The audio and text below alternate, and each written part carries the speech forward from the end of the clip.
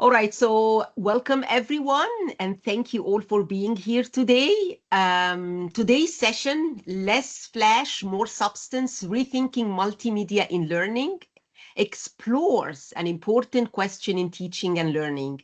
Does multimedia really improve learning, or are we sometimes distracted by the flash instead of focusing on substance? I acknowledge that I am an uninvited guest, originally from Egypt, on the unceded and unsurrendered lands of the Hokmenen-speaking peoples. I raise my hands in deep appreciation to them for welcoming me and for providing a place where I can live, learn, and teach. I share this acknowledgement with humility and respect as we gather here today to learn from one another. Our purpose today is to engage in a conversation about how multimedia is used in teaching and learning, and to reflect critically on whether it truly supports learning and when it may simply add surface appeal without deeper impact. This session invites us to step back, examine the research, and think together about how design choices shape learning experiences for students. I want you to join me in welcoming Dr. Kristie Dukewich from psychology, a cognitive psychology instructor whose work focuses on perception, attention, and memory. Her research examines how instructional design choices influence learning and engagement, particularly by testing common assumptions about multimedia practices. She's also strongly committed to integrating students into her research program, giving them hands-on experience in experimental design and sharing their work. Before we continue, I would like everyone to be muted, please. Dr. Dukewich is presenting today with several student collaborators who have been involved in this research. Itzel Symonds, who began her studies at KPU before completing a BA in linguistics at SFU. Schmidt, who graduated from KPU in 2025 with a Bachelor of Science in Applied Psychology, and Alex Thrasher, who is currently finishing her third year in the BA Psychology program. Before we begin, a few quick guidelines for the session. Please keep your questions until the end of the presentation when we open the discussion. Keep your mics muted throughout the presentation, and you can raise your hand at the end when you are asking questions, or you can type your question in the chat. And now it's all over to you, Kristie. And thank you so much. I'm really excited to be here. So thank you guys so much for coming and welcome everybody. My name is Dr. Kristie Dukewich, and I'm presenting as Zahia said, that with my research assistants, Katie, Itzel, and Alex. And I live, work, and play on the traditional and unceded territories of the Kikite First Nations, as well as all the Coast Salish peoples. So we are the Teaching, Learning, and Cognition Lab, or the TLC Lab. And as he mentioned, our lab is interested in multimedia design for learning.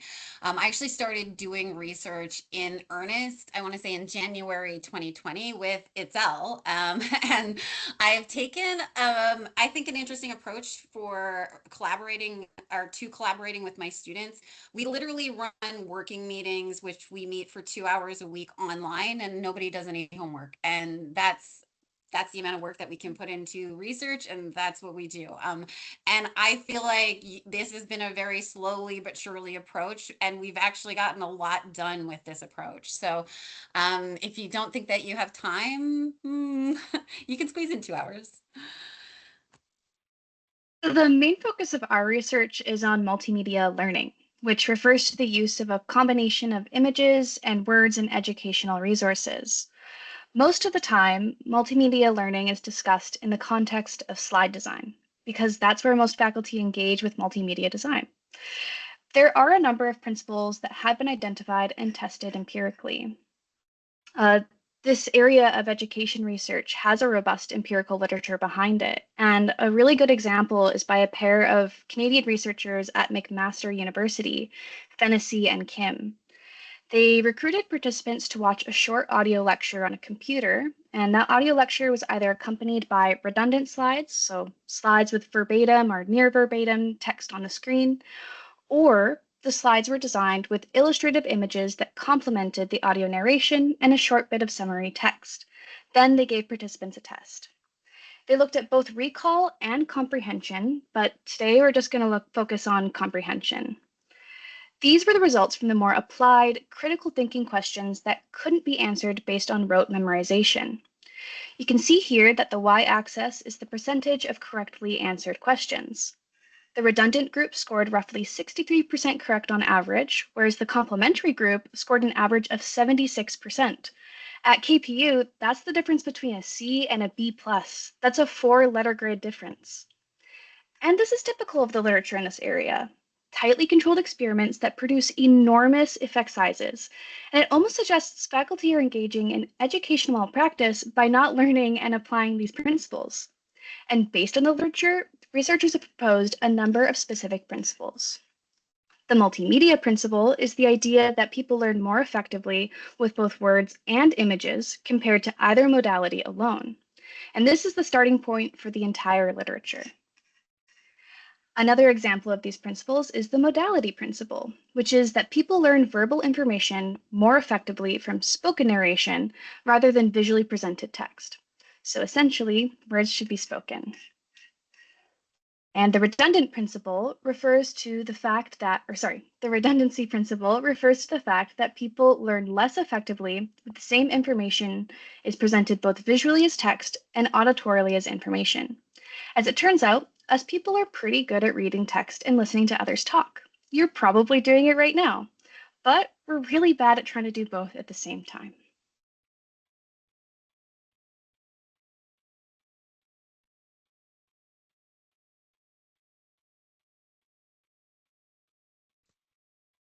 Based on the empirical literature, Richard Mayer proposed the cognitive theory of multimedia learning. And so he identified in his framework the format of the multimedia, the sensory registers, the sort of in the moment cognitive capacity, so working memory, and then how that interacts with our long-term encoding.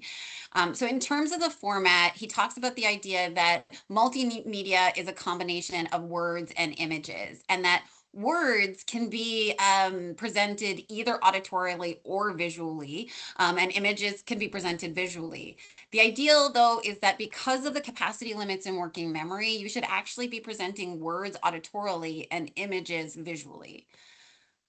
So each one of these sensory modalities then produces a different model in working memory. So the verbal channel produces a verbal model, and then the image-based or spatial channel produces a pictorial model of what's happening.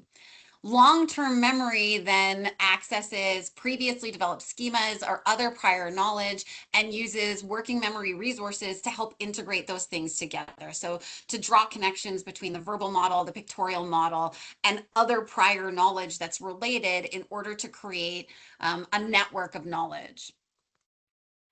So based on the literature, there are at least 13 design principles for multimedia learning that have been described. And some of these are derived from the cognitive theory of multimedia learning. I want to say most of them have their origin within the cognitive theory of multimedia learning.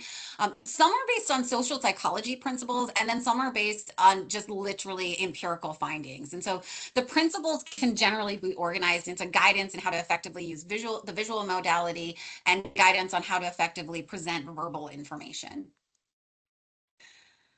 So one of the basic principles is the modality principle, that you should have your verbal information presented auditorily and visual information or spatial information presented visually. So you're maximizing your processing in the moment. But subsequent research on the modality principle has identified some of the parameters for this effect. It's not universal, it's not all the time. And one of the boundary conditions that we see is in English language learners.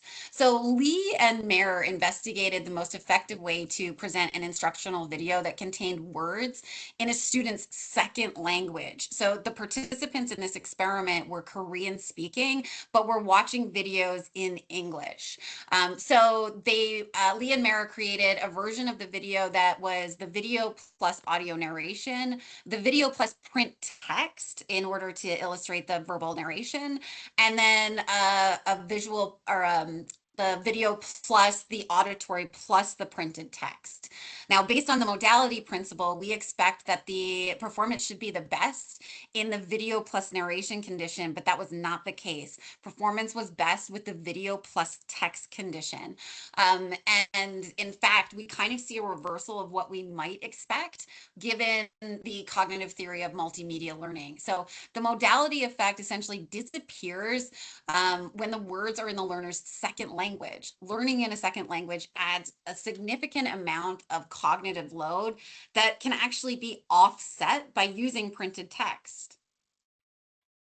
So once you start to actually critically examine the literature, there's all sorts of boundary conditions or caveats or parameters around these findings that pop up. So first and foremost, it's I think really incumbent of us to highlight the fact that most of the research that's done on this is basically one-off learning sessions that don't really resemble learning in higher education. So first and foremost, that's already a boundary condition in terms of how far we can generalize.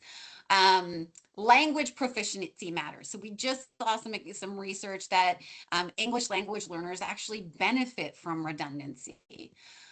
So do novices. So expertise levels matter. Cultural frames of reference matter. Subsequent research has shown that Czech students actually prefer formal speech over natural speech, which is counter to one of the principles called the personalization principle. But this is culturally informed. Czech students are just used to more formal language in an educational setting. Interest matter level. So interest level can mediate some of the effects of these principles of multimedia learning. And testing delay matters. Testing immediately finds benefits for the modality principle, but delays actually show testing supports benefits for redundancy. So there's all sorts of asterisks on this research. What looked like very solid research that suggested a very specific course of action for faculty now is starting to look a little less certain. So we are essentially, the TLC lab is essentially interested in the ecology of multimedia design for learning and how it applies to higher education. So how far do these principles actually go? What are the boundary conditions, and do the principles interact? So much of the research in this area really kind of answers the question, does this particular principle produce a measurable effect when manipulated in isolation? Which is methodologically and ecologically, or methodologically clean, but ecologically kind of narrow. But what it doesn't answer is what happens to student learning when instructional materials are optimized across multiple principles. So it's missing that really in situ applied complexity that we see in real classes. That leads me to talking about my honors research. So last year, I completed my honors with Kristie as my supervisor. And we wanted to look at trying to combine like lots of multimedia principles in one presentation, and then also add instructor presence as a variable. So first, I wanted to go through some of the theory behind the cognitive theory of multimedia learning. And a lot of this is based off Swaller's cognitive load theory, which basically says that you have like a pool of cognitive resources, and this pool can be split into different types of load. So first, there is intrinsic cognitive load. This is just the innate difficulty of material. For example, calculus will just be harder than like addition or subtraction, just based on the nature. And you can't really change how hard something is based on how you present it through multimedia. Next is extraneous cognitive load. This is load that gets added when there's any distractions. For example, like other people talking, your phone, if slides are really badly designed, all of this would take up resources you should use for learning. And then finally, we have germane cognitive load. This is the resources that you use to process materials. So things like creating schemas, connecting back to prior learning. So in order to have good learning, you want to have lots of resources left for this germane cognitive load. So if extraneous load is high, that means you have less resources available for learning. And this is kind of the whole basis of the cognitive theory of multimedia learning. We're trying to reduce that extraneous load. Which leads to my hypothesis. We thought that when extraneous load is high, there's going to be less resources available for deeper learning, which means that if we can reduce the extraneous load through either instructor presence or cognitive, like multimedia design. So for multimedia design, we thought rich multimedia would do better than like sparse or no multimedia for learning. And then we thought there'd be an interaction with instructor presence. So when there's no multimedia, there will be high extraneous load because you have to process all the information yourself. You're not given any slides to help explain that. So if you add an instructor on top of that, it's going to be really confusing and probably distracting. So we thought that learning would actually be better if you have no multimedia and an absent instructor. But then if you look at the rich multimedia, we thought that if you have really good multimedia, it should reduce extraneous load. You should have all those cognitive resources left over to process a visual instructor, meaning that your learning should be best when you have that present instructor. So we had 3 conditions: none, sparse, and rich. None was just that static image of the title slide the entire time and then the audio narration. Sparse, we had just like a basic PowerPoint theme. It just had bullet point text, but no visuals. And then rich, we tried to incorporate as many of the multimedia principles as we could to make these really well-designed slides. And multimedia was manipulated between subjects, meaning that each participant just saw one of these kinds of multimedia. Then instructor presence was just if there was a little video of the instructor in the corner, or if you were just hearing the audio narration. Instructor presence was manipulated within subject, so meaning everyone saw one video with an instructor and one video without. And then after each video, they completed a subjective learning questionnaire. So like, how engaged were you? How much did you enjoy this video? And then at the end, they completed a knowledge test, asking questions about both videos.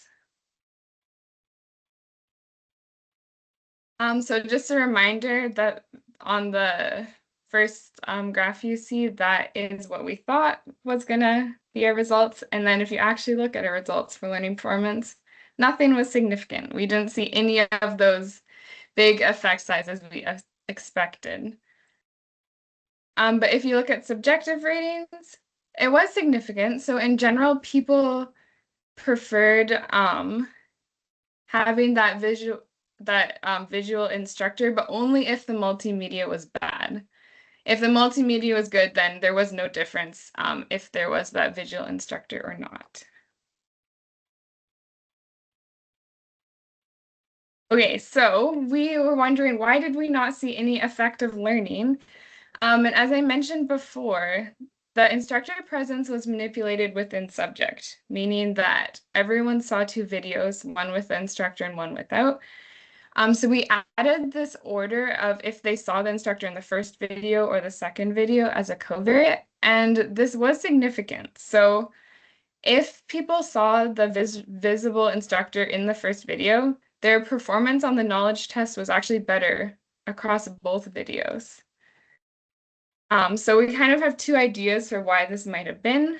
The carryover effect might have been because if you see the instructor in the first video, you can create a mental model of who the instructor is, attach like a face to the voice. So when you get to the second video, you'll still have that image of an instructor in your mind. Or it might be if you didn't have an instructor in the first video, when there's suddenly this extra presence in the video, in the second video, it might have just been distracting, which would help reduce learning.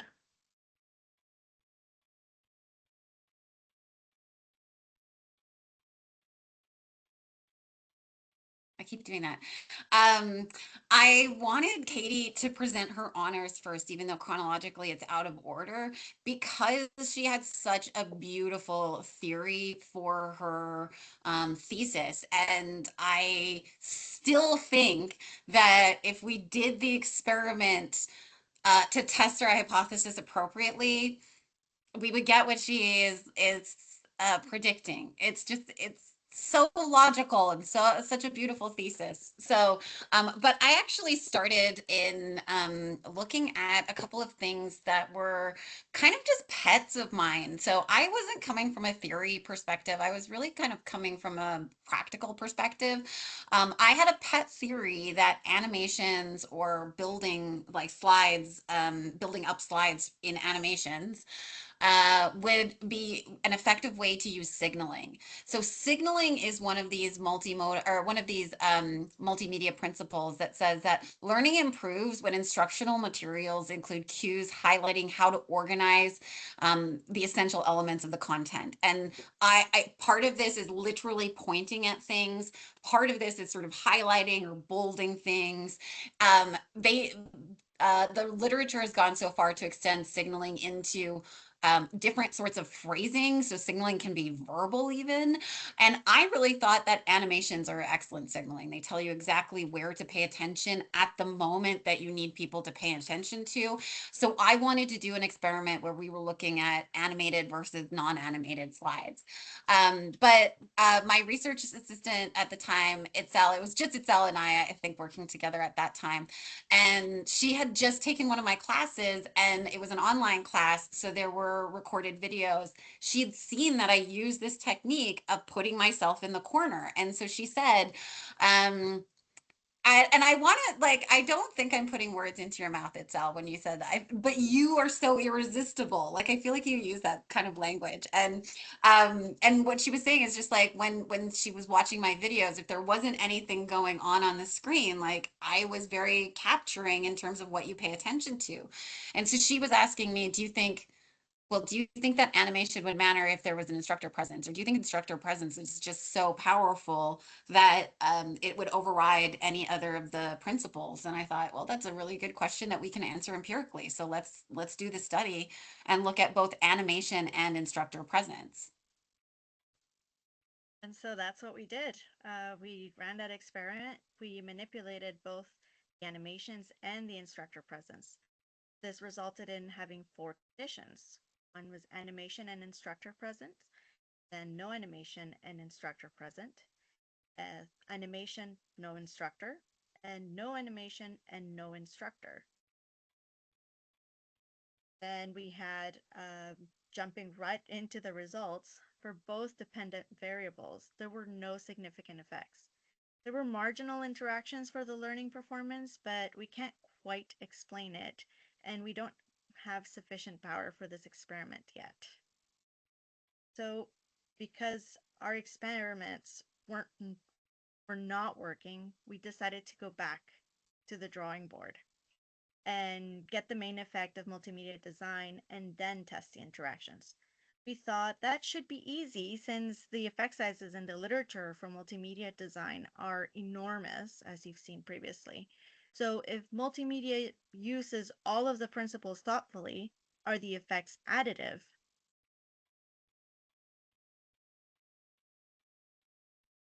So first, we have to go through exactly how we designed the stimuli for this experiment. So we started with selecting the content. We wanted materials that would likely benefit from visuals. So to achieve this, we chose content from lectures about perception. Then we wrote the script. So we intentionally designed the script before creating any slides, and this script was created without reference to any of the visual material so that we could use the same script for all the different levels of multimedia.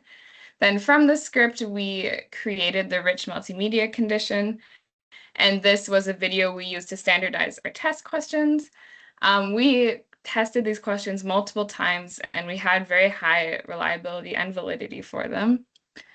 And then finally, we created the other two conditions, the sparse and no conditions.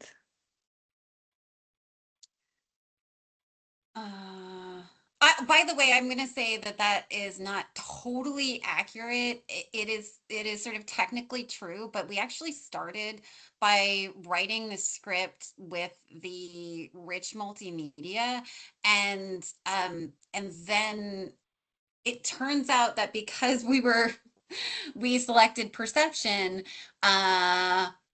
if I mentioned a visual component on the slides, I needed to show it. And I just was mentioning so many of the visual components on the slides that there was a lot of visuals I ended up needing to show. And Katie was like, I really don't think this is a good idea. So she's like, I don't think that this is actually fairly testing what we intended. So we had to go back and rewrite the scripts so that I literally took out any reference to anything that was on the screen. And then we could design the slides from there. But and that was a challenge, I will say. And frankly, it was something I didn't want to do, but Katie was doing good science, and she's like, no, I think we need to do this. So multimedia design was manipulated within subjects, meaning that every participant saw one of each type of video, rich, sparse, and none. And then everything was counterbalanced. So any differences in like video difficulty or like familiarity would be controlled for. So we shouldn't have any of those order effects this time. So based on the literature, again, we expected to find that really big effect where people would perform better with rich multimedia. So for our results, for subjective ratings, we did again see that significance where people do like rich multimedia more and they find it more engaging. But we did not find, again, any results for our learning performance. There was no difference in any of the multimedia conditions. So this leads us to what we call the instructional equivalence hypothesis. Basically, why did we not find any of these results that lots of previous literature has found? So we needed to go back to how we designed this study. So remember that we created the script separate from all the slide design, meaning that nothing in the script referenced the slides, well, after we revised it. So we're wondering if maybe what is actually true across all of the conditions was the instructor. So one person, they selected the content, they wrote the script, they made the slides. So maybe it's actually the instructor and the organization of the content themselves overrides any influence of multimedia design. So this is what we call the instructional equivalence hypothesis. If the teaching itself is equivalent across conditions, then multimedia design becomes non-essential. So learning is driven by the quality of instruction, not the medium itself. So why did we see huge effect sizes in previous literature? It may be that the research had confounded content and pedagogy with multimedia design. So in other words, if the content and designing of the slides were done simultaneously, it's impossible to say that the only differences in multimedia, that it was only differences in multimedia and not the teaching or the content itself that led to these large effect sizes. And then, yeah, we did write a paper about this and just got it published. Yeah, that one, I will be presenting that paper and talking actually more about publishing a null effect, because that was a challenge, is publishing a null effect and the sequence that we needed to do things in order to make sure that our null effect was publishable. I'll be talking more about that on KPU's research day in May, but I will say this was an interesting exercise for all of us in publishing because of the way that Frontiers works and because we were publishing a null effect. Yeah, one of the biggest weaknesses in the literature is that there is very little work looking at the multimedia design in situ in actual classes within the higher education frame. So it is difficult for us to generalize studies into the KPU classrooms because the studies that manipulate one or two variables at a time test people in those 1 hour lab experiments, very isolated. So, what is the impact of multimedia design in real courses with a myriad of pedagogical and organizational variations? So this area of research is often referred to as SOTL, or the Scholarship of Teaching and Learning, where educators start looking at their own practices and essentially turn their classrooms into labs in order to understand the impact of different teaching practices. Which brings us to our paper that was published. We argue that the literature needs that subtle research to determine the importance of the multimedia design in that higher education framework. This is actually where we started, and the paper, this paper is a kind of a review. It's maybe a position paper even, and but there's no empirical data here. I essentially wanted to set us up to make the argument we should be doing SOTL research methods in this area in order to understand how this research applies to higher education. And then I was like, well, and then we'll do that. And then I will answer that call to produce SOTL research. So we designed a study where I needed to have 2 intro-psych courses, and I teach a lot of intro-psych. And honestly, I love teaching intro-psych. Not a lot of my colleagues, well, some of my colleagues don't, and I actually really love it. And I will often have 2 sections of intro together. And so this is the design that we had envisioned. I would have these 2 sections running in parallel during the same semester. And after exam 1, I could use exam 1 as a covariate. After exam 1, I would identify, well, I kind of designated 2 modules for the study. So for the first designated module, one class got my usual multimedia design, and this is actually sort of what was typical for the class. But the other class for that designated module got like a more traditional version of PowerPoint-based slides. And the way that we designed these slides, we actually based them on one of the other research assistants who worked with me. We got some of their teachers' PowerPoint bullet point paste slides and sort of modeled those. So we used, I think we were looking at like 6 bullet points, no more than 6 words per bullet point on sort of like average, basically. And essentially those bullet points were very near following the verbal narration that I would usually do. And so there was that one designated module between exam 1 and 2, and then another designated module between exam 2 and 3, where the conditions were reversed. And what this means is that I could analyze the data based on multimedia or traditional design, and I could isolate the questions, and then what I would be eliminating in terms of potential confounds are like, maybe one module is harder than the other, it's counterbalanced, it doesn't matter. Maybe one class is stronger than another, it's counterbalanced, it doesn't matter. Maybe one set of questions is harder than the other, it's counterbalanced, so it doesn't matter. So because all of those things were equated, I was hoping to see that in the context of a real course, we might see differences on exam performance for the questions related to those 2 modules. But SOTL is hard. Which is probably why people are not doing it. So even though we still think SOTL is necessary to be able to generalize this literature to higher education, it's just not likely to be at KPU. So we tried from 2021, maybe even 2020, to 2026 to recruit participants from 2 Psych 1100 courses to participate in our SOTL research without success.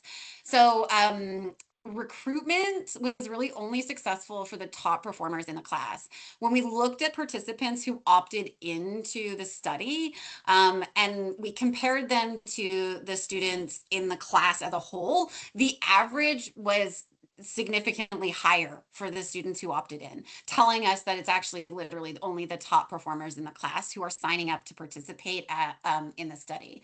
And pedagogical research suggests that those students benefit the least from pedagogical interventions.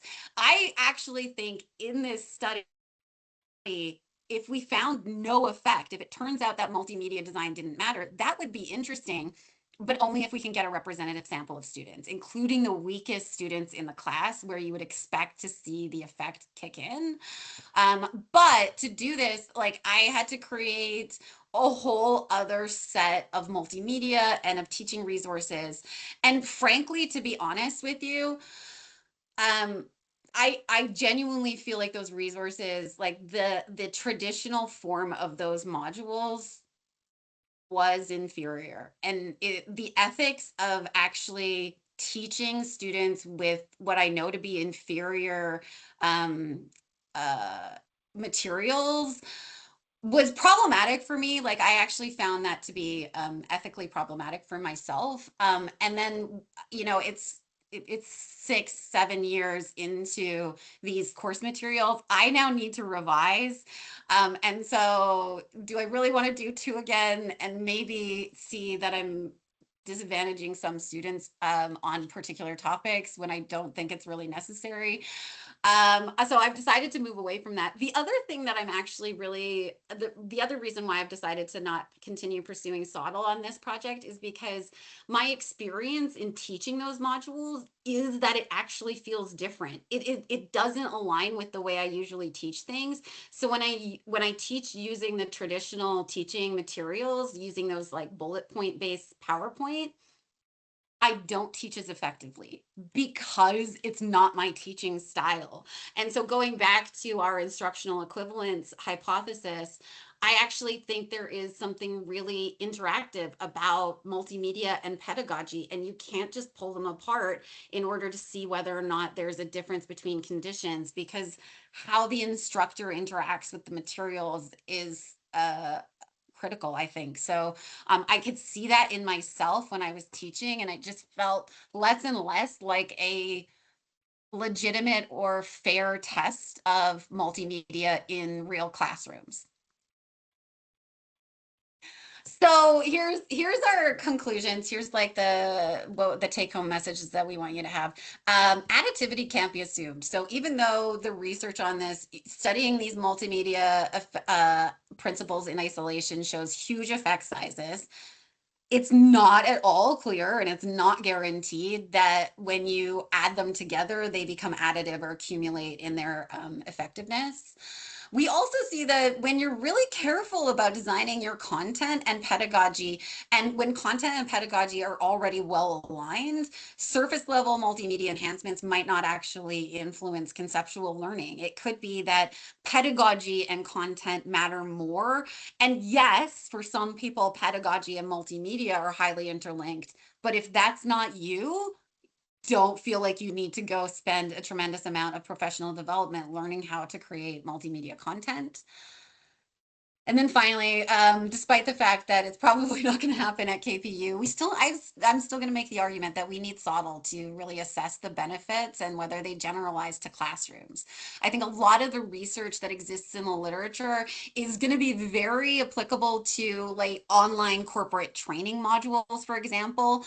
But does it apply to higher education where instructors are making dozens of pedagogical choices, if not hundreds of pedagogical choices in each class, that of multimedia being only one of those choices? Does it really matter in those contexts? I really strongly doubt it. And given the level of variability in the results that we've seen from even minor changes in whether it's like between subject or within subject, it suggests that, first of all, multimedia design is actually vulnerable to all sorts of manipulations, which actually suggests, again, there's probably not one way and no program of research that's going to tell us like this is the way to design multimedia. So I think, you know, teaching and subject matter expertise actually figure huge here. Do you need multimedia? If you don't think so, carry on. So we're going to take questions, but I also wanted to just take this opportunity to acknowledge some of the support that we've received. I got a teaching and learning grant, the Teaching Innovation and Learning Fund from the TL Commons. I also got a knowledge mobilization grant, or we did as a group, in order to publish that second paper.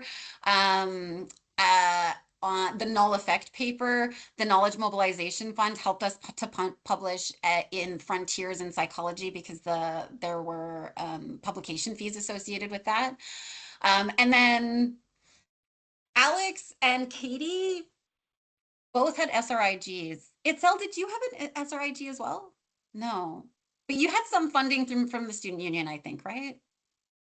Yeah. I feel like somebody gave you money somewhere along the line. Yeah. So thank you to everybody who gave us money, because we've been using it effectively to give all sorts of presentations and publish a couple of papers, which I'm really proud of.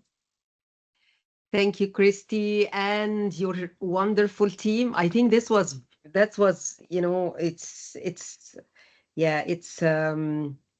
I have so many questions, but now I can see that Chris has the first question. So we'll open the floor for questions. Please, Chris, go ahead. Yeah, thank you. And thanks for the presentation. It was great. I'm looking at that in my own teaching. I do kind of bits of everything in class, video discussion, PowerPoint, all sorts of stuff. We don't watch video together. I find students just don't watch it. They get on their phones and so on. What I'm interested in is, how do you see this in relation to asynchronous courses, which means you have to post everything. So students aren't actively involved at that point. Well, they are, but not together. They're just on their own. Any ideas or suggestions for that? And I ask because the online learning at KPU, trying to get more students in remote locations, is probably going to take an increase over the next while. And asynchronous is probably going to take an increase because we'll get more students from remote locations able to finish their degrees, but they can't come to class, and they're probably working. So I'm just thinking, for asynchronous type courses, any suggestions, or just kind of film yourself doing it, Well, Chris, that's such a good question. And I want to say, it kind of depends on what you're most comfortable with. I wouldn't say start designing complex multimedia if that's not where you're comfortable and if that's not your typical approach to pedagogy. On the other side of things, research, and even our research, we found an effect of subjective ratings. And what that suggests is that even though these designed materials don't improve actual learning, they improve student motivation. And so it actually makes students more likely to revisit the content if you have aesthetically attractive multimedia. And I think that here's the thing, though, about that. I actually think that there's so much great content out there that a lot of that you can find already by a content producer that has high production value. And then your added value is adding the commentary or creating the learning materials or assignment or reflections around that content. Because, frankly, I'm really good at multimedia design these days. And I still think that there's times when I'm like, oh yeah, 2-minute neuroscience is going to do this better than I can. So I'm going to take 2-minute neuroscience and then create some activities around that. H5P, by the way, for my online async courses, I think H5P is amazing. It's super fast to create. It's very similar to PowerPoint. You can embed video and static images and text, but then you can also have multiple choice questions or drag and drop activities. And that's where I think I would spend my time. Sorry, I didn't get the initials for that. H5P. H5P? Yeah, and the Teaching and Learning Commons has some resources around how to use H5P, but you could also just go into their drop-in center or drop-in dates, and they'll give you a little tutorial. It'll blow your mind how powerful it is. Thank you, Chris, for the question, and Kristie for your response. Pedro? Thank you, Itzel, Katie, and Alex, and Kristie for the presentation. It was great. It's something I'm really interested in. I think I have 2 questions, if I may. Yes. The first one would be, I'm interested in how students, they take advantage or they leverage their educational trajectories, like what strategies they used before, especially international students or students that come from different educational systems. So my question would be, if you had thought about the educational history of participants. So for example, if a student has been learning forever with slides or no slides, when they are exposed to multimedia, if that is going to affect them or not, and how. And then the other question would be if you had considered neurodivergent students in how they would respond to multimedia. We know that there is a variety and a spectrum of learning needs. We all have learning needs and we learn differently. So I was wondering if you had considered, or if the literature shows you anything like that. Thank you so much.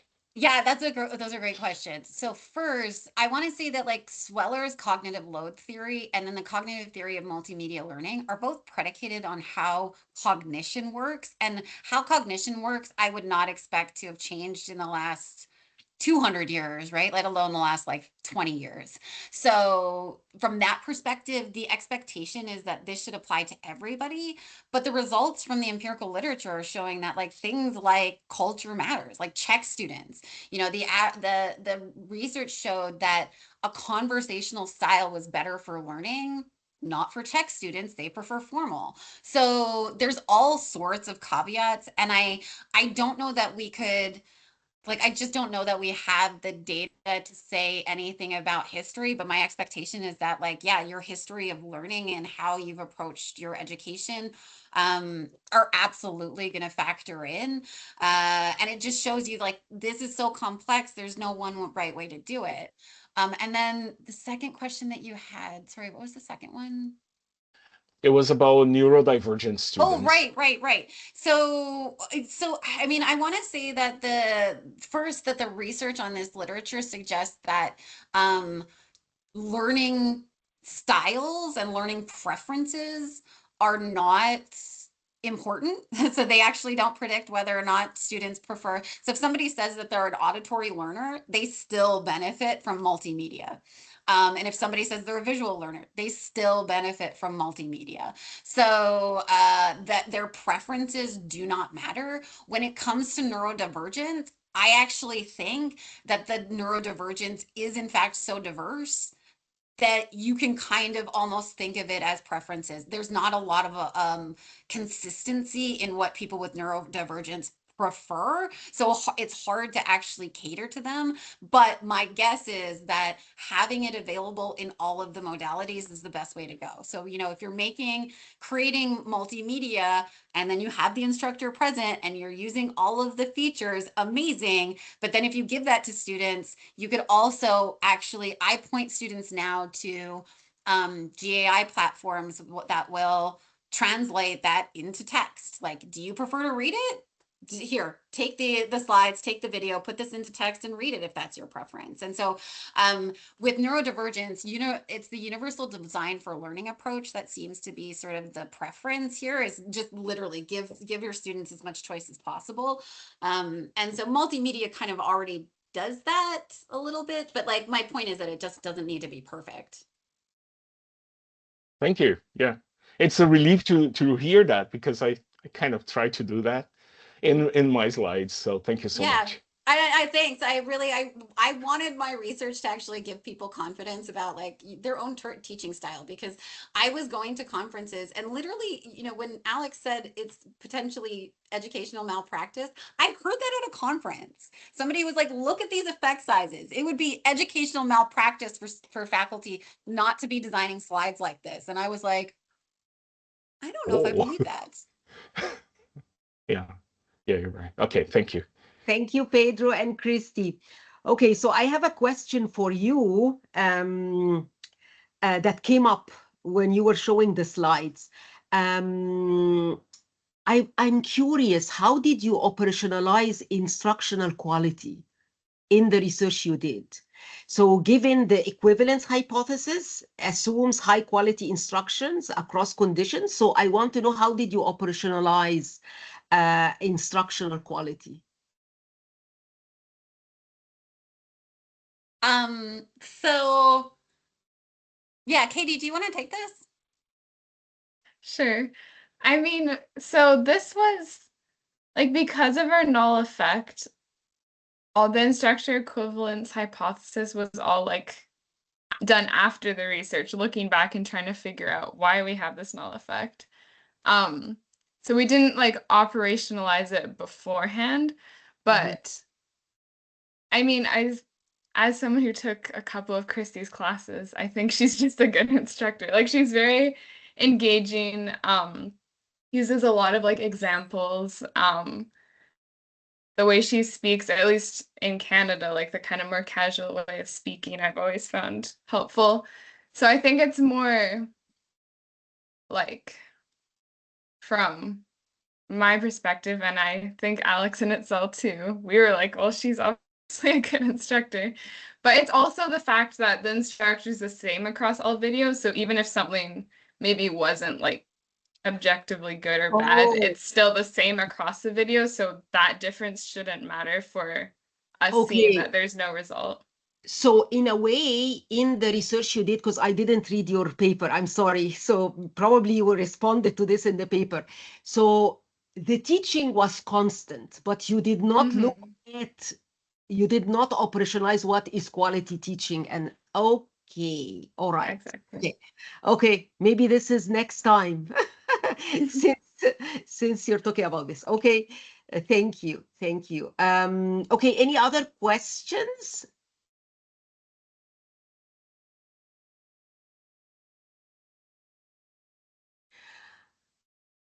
Okay, I have questions. Let me just check if no one is here. Okay, all right. So I think it's 12:53, and I would really like the audience to talk about how did participating in this research benefit you? So there are two parts to this question. First, your idea about learning and cognitive load and organizing your studying and taking notes and all this. So a personal thing that has to do with your learning. And the second thing, how did it enrich your experience as students at KPU?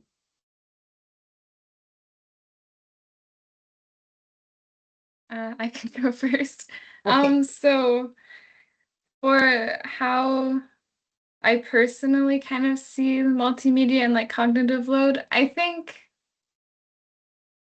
I find it helpful because, well, okay, I think no matter what, I'm like try very hard to be a good student. So I think no matter what resources I'm given, I will just put in the effort I need to understand it. So I think it's not necessarily how it affects my grades. It's more if something has like really good multimedia or explained very well or has lots of examples, then I don't need to put my own effort in as much to like digest it and be able to replicate that on a test. If that makes sense. Yeah. And then for how participating in research has enriched my life as a student, well, I want to go to grad school, so I think being able to do my honors was kind of, well, that's what made me for sure decide I want to do that, because I got to kind of experience a like mini thesis and going through the whole process of like designing it, doing the research, the background, and then being able to present it and stuff. So I think that's probably the biggest benefit I got from it, was just being able to, as an undergrad, experience a little bit of what that kind of grad school would be like. Yeah, Katie, I'll say Katie's honors project was, I think, better than my master's project. Thank you, Katie. All right, Itzel? Sure. So to start, I know I had Kristie within my first year of starting my undergrad. new mom, and I just super appreciated her slides and the way that they were designed to cater to different abilities, and I could just read or I could just listen or either way. So I appreciated that. At the same time, it set me up to think, to gauge every other professor in every other class with this bar. And so I would go into some classes later on in my undergrad and think, well, how could I make this slide that's presented to me? I did a lot of hybrid courses. How could I make this slide better? What would help with this slide? And so that would help my studying. It's like, well, if I recreated the material that's being presented to me, how would I recreate it? And it would help me organize my ideas in that way, do the mental maps, do different things like that, because I had learned about these different theories. And because I knew, hey, if I have something signaling, I'm going to highlight that to help my studying. If I have something this, I know that's important. How can I make it so that it would be like a mental slide of multimedia in my head rather than recreating everything? So that's how the theory of all the research that we were doing was helping me. And my experience at KPU, I was new to studying. Like I'm a mature student returning to university, and it completely gave me a whole other side of what academia is. And it allowed me to see, hey, this is what research papers are about. This is what the research methods are about. And it gave me that experience perspective rather than just, oh, study this paper, study this paper. And I understood what goes behind into publishing and doing those ethics boards and the certification and all of that included, even before I did a stats class, before I did research methods, before I did all of that. So it really helped me to put it all into an actual experience rather than just a theoretical approach. So I've Thank, really enjoyed my experience there with that. thank So you. Itzel had her fifth baby like just before taking my intro psych class, and at the end of the semester asked me to do research with me. And because we have this 2 hour working meeting approach, we basically got to watch Itzel's youngest grow up. He was a tiny baby, and now he's like a walking, talking person. It's incredible. Yeah. Thank you, Itzel, for sharing. Alex? Yeah, I think my experience is very reflective of both Katie and Itzel. Like, I feel like when it comes to learning, I do try my best to just throw myself into the content that I'm have with that semester. Um, but similar with Itzel, Kristie was one of my first classes at KPU at all. I think it was one of the first classes that I had. And so I also had this expectation that all of my university professors are going to have these awesome, dynamic, captivating slides. And so I think that's probably been the biggest learning curve is how do I interact with the content that's just I don't have as much motivation to interact with. And I think I'm still learning that process currently. I think it's a lifelong learning process, but just being in this lab and having this experience with research has been, I feel like, a very unique experience. I've gotten this much more like technical academia aspect of university, but also just like working with Kristie specifically, I feel like I have a good idea of what to expect regardless of the avenue I continue after my bachelor's here. We've had a lot more candid conversations about like getting into grad school and just having this experience and going to these conferences. I have a lot more confidence in myself as a learner as a result of that and just as a person in this environment, and I'm just very thankful for it all. And I feel very lucky because I kind of just hopped right into it. It was at the like middle of the semester. Kristie was just like, "Hey, I'm looking for someone to help." And I made a promise to myself when I came back to university after high school that I was going to take any and all opportunities that were given to me because that was going to be the best way for me to grow and to learn in this environment. And I would never have expected that I'd get to this point. So, Yeah. Lovely, Alex. Kristie, it would be great. Thank you all. And Kristie, can you please share your research in the chat? Oh, So we right. can Yes, share I the paper? completely forgot about that. Yeah. Yes, please. Okay, so I think it's time. Thank you all for coming, and Kristie and your wonderful team. Thank you so Thank much. you. And have a beautiful rest of the day, everyone. Ditto. Yeah, thanks for coming, everybody. Bye. Bye. Thank Thank you. you. Thank you. Thank you. Thank you.